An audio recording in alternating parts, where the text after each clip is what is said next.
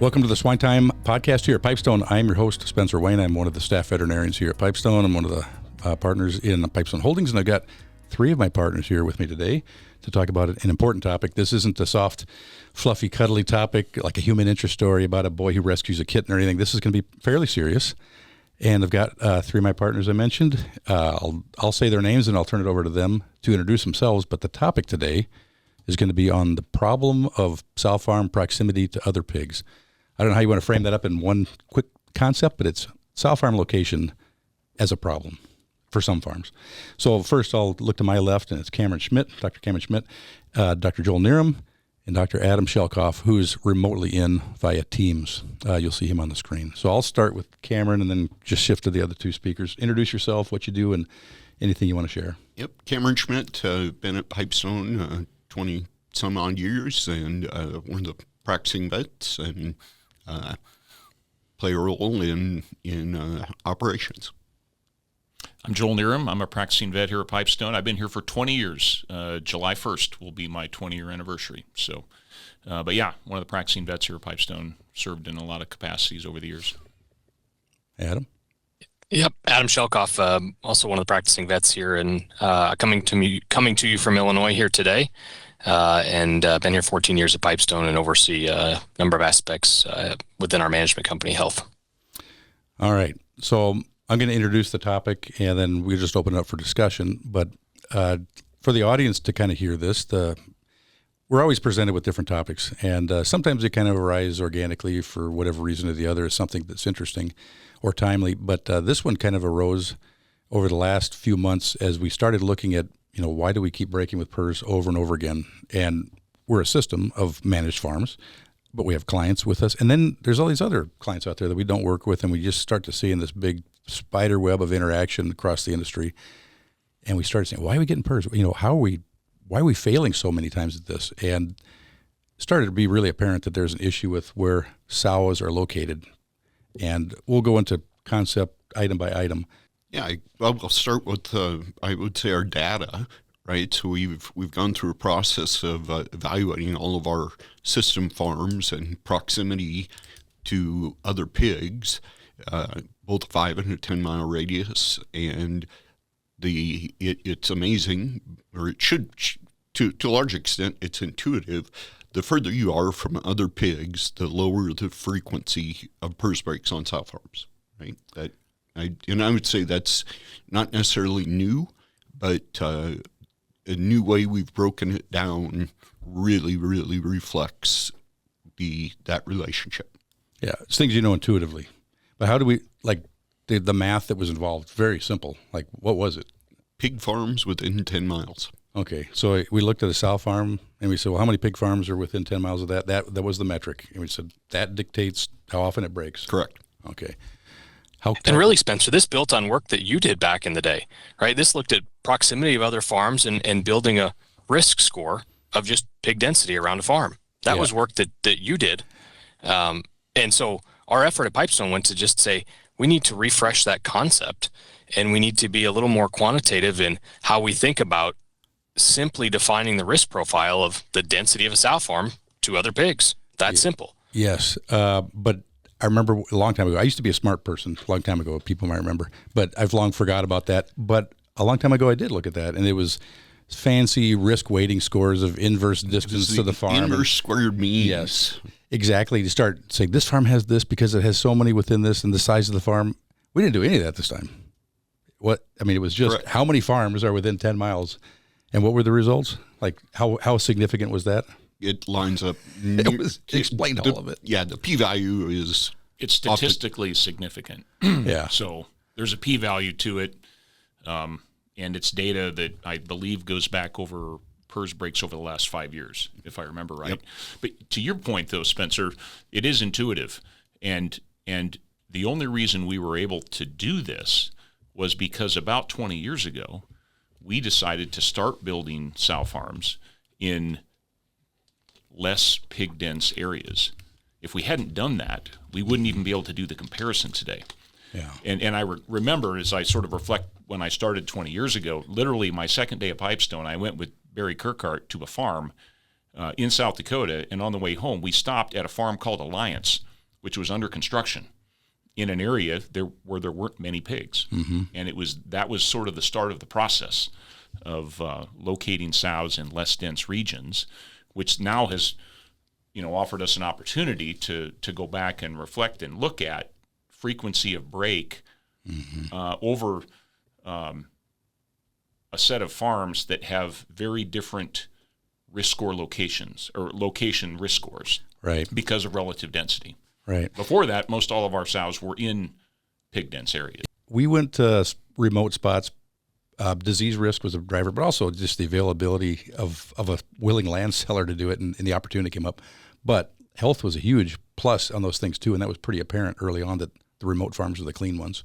They never got sick or rarely got sick. Definitely. And there are other factors, right? You have to do all things correctly, right? Whether it's transport biosecurity, whether it's, feed mitigation, filtration, all those things help. But as we look at the primary correlation to PRRS incidents, just other pigs is more correlated than almost any of those other factors. So to Cameron's point right there, geography counts for a lot. In fact, looks like it's entirely predictive when we look at the data. But we do these other things to mitigate risk. You just mentioned some. Two big ones, filtration and treating the feed mitigant usage. We kind of had the approach a few years ago, like if you just filter and you treat the feed, protected, which is true in some settings. Definitely helps. It reduces your frequency, definitely. The data would suggest that, and now we've broken farms out into very high risk, medium risk, and low risk. Filtration works across all of those risk profiles. Where it has the biggest impact is not in the very high, it has the biggest impact in the high risk. So it does, cut the PRRS break frequency in the very high by about half. But the frequency at which the very high farms gets challenged overwhelms the frequency is just too often. Yeah. Well, another way to say or make the point that Cameron was making is biosecurity interventions are additive in protectiveness. Mm-hmm. Okay. So in general, no matter where we locate a farm, we generally filter it and we apply feed mitigation. And we also apply all of the other interventions related to risk of mechanical transmission, right? Yes. Like showers, D&D rooms, loadouts, all that kind of stuff, right? I mean, so all of those things are super important. They are additive in their effect. And that's another reason why we can do location and compare locations is because essentially all the farms we have under management are utilizing all those other additive strategies, right? So then the thing that becomes different is location. And I think another way to say the point Cameron was making is that in a really, really bad location, it just overwhelms all those other additive interventions we put in place, including filtration. Yeah, that's the point. It's like, does the filtration help? Does these other things? Yeah, they help everywhere until you get to like Grand Central Station pig locations. Then it just overruns your efforts. You cannot reliably stay for your PRRS with those methods that helped everywhere else because it's just too many pigs. Is that right? But that is correct. But when you got down to that next category of risk, which we still called high density, it didn't change the outcome of whether you broke in that 5-year period, but it changed your frequency of break from every year to every third year. Mm-hmm. That is a different way of trying to state that if I'm in something not the highest density, but some layer less than that, it will change the frequency you break. And if you take it down to the next level of moderate risk, it changes it from, a break every year to 1 in 10 years. A drastic reduction when you got to that lower level of density. Yeah. So there's incremental changes as you look at proximity, and filtration absolutely did help reduce the frequency of breaks. Yep. So stuff works, but when you get to extreme levels of risk, location risk, we have not found a way to be rid of PRRS reliably in those spots with any effectiveness because there's just too much. Correct. Well, and then it depends on what your expectations are, right? If you expect that my farm will never break, then you need to go somewhere that's remote. Yep. Right? If you're okay with breaking once every 3 years, right? Well, you don't have to get as remote. Exactly. Okay, so what does this mean for what does it mean for us? We know this thing now. It was intuitive. We confirmed it with a great retrospective study looking at location risk. Yeah, I think we'd like to take the model further and make sure it fits other systems. How we do that, we aren't quite sure yet, but to basically validate it. And then, beyond that, it, how does it play into, more global discussions? Yeah. One of the questions we had, Spencer, was, if we even look within our own portfolio, on any given year, is it the same farms that continue to break and continue to wean positive pigs into the industry, or is it always just a random effect? And the very simple way of stating is the majority of time, it's a small subset of farms that continue to break.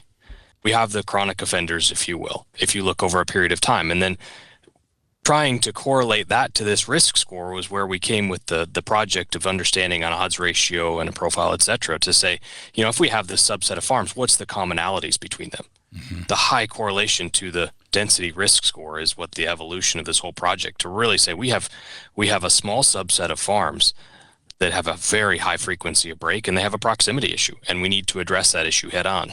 Yeah, so framed up differently, people say these things in different ways, but like 80-20. Maybe 20% or maybe 90-10. 10% of the farmers are causing 90% of the problems. They repeatedly break it. It's not random every year. This farm breaks this year, well, then it's this one. No, it's the same one every year. And we keep cranking it up to make pigs come out, and every year PRRS pigs go out of that farm. That's an industry problem. Yeah. And that you affect your neighbors, and your neighbors affect you by that. Exactly. Another way of saying it is most of the time we're not surprised by which farms are breaking each year. Yes. Right. And if you talk with others in the industry, within their own production systems or in their own practices, they probably have the same sense, right? And so to Cameron's point, it would be really interesting to apply this scoring system across other systems or other practices and see if it validates our data, our results, and I think it will. Because it would be really simple. You would just look at the farm on the map and see how many neighbors and how many times did you get PRRS. And if it reflects the same, you'd say, well, that makes understanding things a lot easier. Just don't put a sow farm in that spot or move your sows out of that spot. On the same concept of where do sows need to be, I think I feel safe saying this, we would not advise or work towards putting a new sow farm, if it was going to be built, in any kind of a spot that's got a dangerous profile. It's going to be a safe spot. If somebody's getting rid of sows somewhere, we would never put them in another spot that's marginally dangerous even. So that's new investment. I'm thinking for people that might be listening out there, if they have the option to put a sow farm on the corner of the section where they live in part of Iowa that's got a lot of pigs, that's probably not a wise decision. Don't reinvest by putting your sows somewhere in a dangerous spot. Figure out something better for your own sake and everybody else's. I don't know how much you can preach to other people though. That's the thing is everybody should know, but how would you frame that up? I think that's accurate. And I think, we have a lot of customers today that have relocated their sows. They used to farrow sows in southern Minnesota or in Iowa, and they've come to us and said, I don't like the health history that I have, and they've invested in new projects. And so I think a lot of producers have spoken with their actions, right, and with their capital, and have invested in assets that would have a low risk profile based on our scoring system, and have said, I'm just not going to farrow sows at home anymore. Yeah. I think the point to that, Joel, is it's an investment. And we made this comparison earlier. 30 years ago, multi-site production became a new fad in our industry, a new trend. And that was an investment producers made to clean up bacterial health by removing sows away from their farrow to finish operation. It's a different way of thinking about proximity to other pigs, but there's definitely parallels. And in this moment, it's another phase of investment to relocate those sows to areas where they just have lower proximity. It matters. Mm-hmm.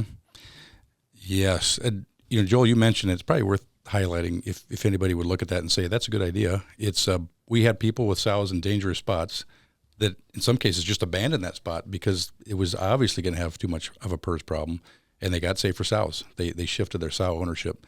over time. That's not 1 year. It's been happening steadily for us, for our clients. That's been a general trend for us. Definite trend for at least 15 years, if not more. And I with things that are even going on this year and next year planned, we see the continued migration. Yeah. And Adam, you said something there, the fair to finish thing.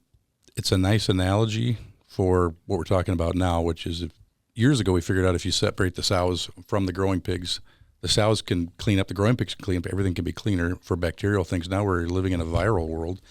It's the same concept, just it's not a fair to finish all under one roof splitting out. It's where do you put your sows to be safe of viruses, of PRRS, this particular virus?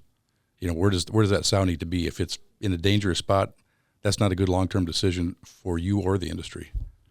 And we place more emphasis on that today than we ever have, Spencer. And even, right, you've heard us speak to 10 miles. It used to be 3 miles. It used to be 5 miles. We're moving that radius of what it needs to be because, frankly, the virus continues to change and evolve and get more aggressive, whatever terminology you want to use. But the distance component matters, and we take a lot of effort to make sure that if we're going to locate something, we're going to do it with the highest stringency towards proximity. It matters. Yeah. And to Adam's point there is right, the virus continues to replicate to higher and higher levels in the individual animal, and it's more infectious, meaning fewer viral particles to infect the next individual. Yeah.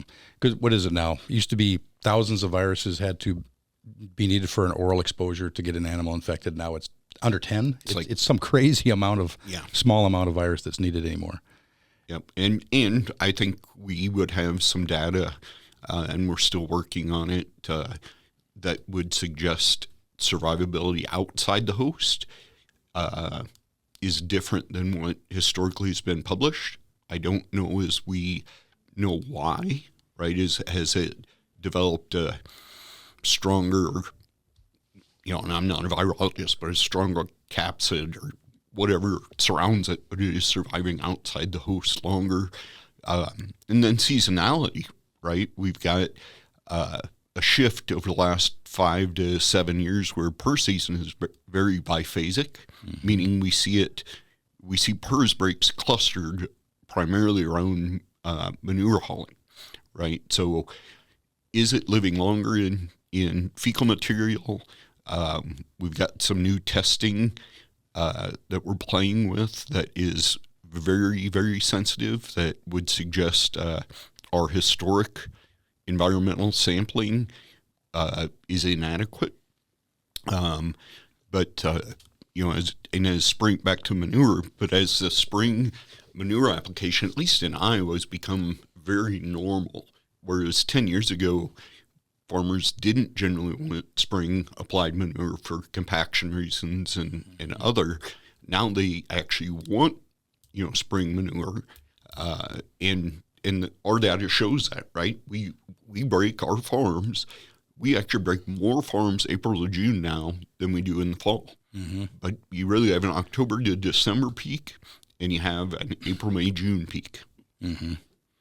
So used to, for the audience listening, this stuff gets tracked to the MSHMP graphing of annual PRRS breaks, and you can go back 10 years ago, and it looks very much like there's a cold weather phenomenon where in the winter you have more PRRS, and then it gets calm, summer's quiet. Now it's not that way. Us and elsewhere have seen this thing where it's fall and spring. It's like a camel hump you see instead of just one lump in the winter. And why would manure hauling, I can think of reasons, but why would it be associated with manure hauling? Well, if you have a finishing barn, for example, that's got a group that broke with PRRS, and right, you only have certain windows of the year to apply manure. Well, if the pigs are sick with it, and then you go apply it to the ground, say it survives outside the host for 10, 20, 30 days, you get a windy day blowing that dust and debris. Mm-hmm. The past several springs have been, I'm not a big climate change guy, but we sure had plenty of wind the last few springs. Yeah. Well, exactly what you said. It's warmer. You got higher ventilation rates going on in general. So sow units are sucking more air in at that time. I saw it happen this time. You had dry dust picking up on before corn had hit canopy or any kind of erosion control level where the soil literally picked up and manure is being spread. So you had all of northwest Iowa shifting up into southwestern Minnesota over the course of a couple of windy days. And you think, man, I wonder how much PRRS is catching rides on this dust. Is part of it, I think. I think that's got to be some factor in it. I don't know. Okay, so that you mentioned somebody had a question or concern about testing, needing better testing methods.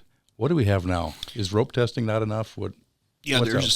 There's some novel testing that we're working on validation right now. It's really a different DNA extraction process or RNA extraction process. We can detect PRRS infected pigs about 4 days earlier with this technique over oral fluids. It's what saved several of our grow-out sites in Kansas here. So it's a novel technique. Don't want to say too much about it, but we're now actually swabbing finishing barns and trailers that to confirm that they're quote clean. Mm-hmm. And surprisingly enough, they aren't. Adam, you test gilts for genetics companies, right? You're involved with that. Mm-hmm. I am. How would you say we've changed how we had to test gilts pre-shipment? It's in my mind, it's changed a lot in the last 5 years, even what the intensity of testing has gotten, because it's so hard to find and so easy to miss unless you're. Yeah. What's that turned into? Certainly, requiring more testing, require longer periods of quarantine.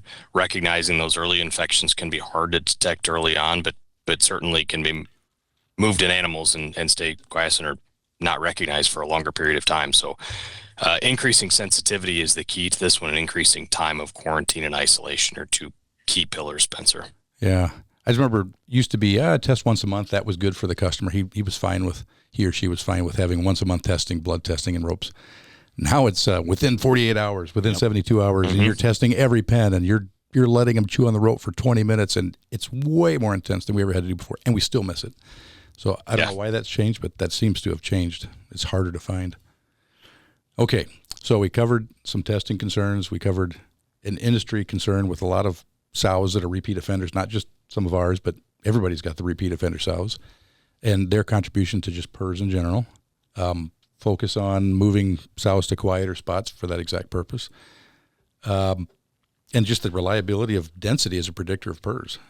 What else? Joel, you work at a national level with some folks looking at PRRS. Yes, well, I think most everyone is aware now of the National Swine Health Strategy that National Pork Board has launched. And one of the key pillars or areas of focus is PRRS. And actually, when you go back and look at the survey data, all the work that was conducted to establish what this strategy should focus on, PRRS was number one. And that doesn't surprise anybody, right? I mean, PRRS is our number one disease. It's what we've spent our whole time talking about here, right? And so there's been discussion now with an advisory committee that is advising National Pork Board staff on how do we advance this initiative. And I was part of one of those discussions, and obviously if PRRS were simple, we would have solved it a long time ago. So there's a lot of frustration, right, around PRRS. I think this data speaks to a national strategy in many ways. I mean, we're all frustrated by PRRS. We've talked about a lot of the frustrations, but to me, one thing that we as an industry really need to think strongly about is this whole idea of where are sows located, right? Our data would suggest that a certain percentage of farms are the main problem within the management group we have, and every time those farms get PRRS, that virus is moved with the wean pigs every time there's a wean event. For 20 weeks or so, you're pushing PRRS out. Or probably longer than that, right, with respect to shedding. Mm-hmm. And so if we really sort of think about the dynamics of PRRS spread within our industry, the biggest amplifier of PRRS are repeat offender sow farms. Yeah.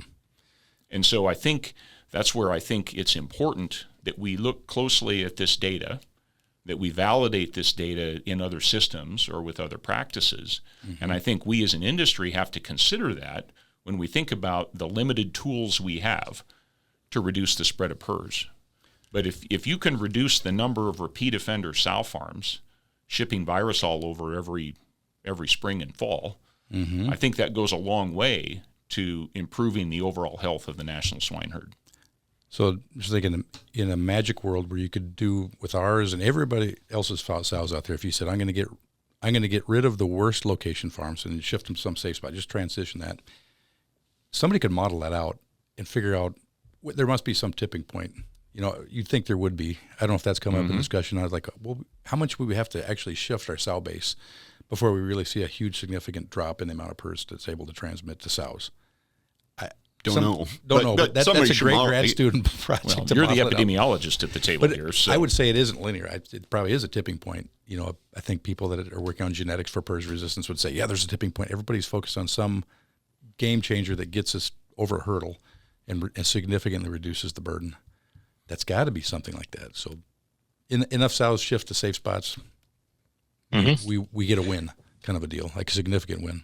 I think so. Just a linear effect. And I think if you talk to our customers, our clients that have made that shift, they would say it's a win. Because the other thing we haven't talked about is how much better those pigs perform that are weaned PRRS negative from a PRRS negative farm, regardless of what happens to them once they're in that wean to market phase. The fact that they were weaned negative creates a tremendous advantage for those pigs, those groups, and those producers. And we've got a lot of data that also validates that. And we haven't even talked about that today. No, but to the producer, like we know these folks because they used to be a shareholder in this unit and they got safer sows at another unit. And every one of those would say, no question, like that was the best thing I ever did in pigs was to get safer pigs, cleaner pigs, rather than have PRRSy pigs half the time coming in my barns. Which into that, and that once producers see that economic reality, I mean, in the current markets, it's somewhere between $20 and $30 in total aggregate value.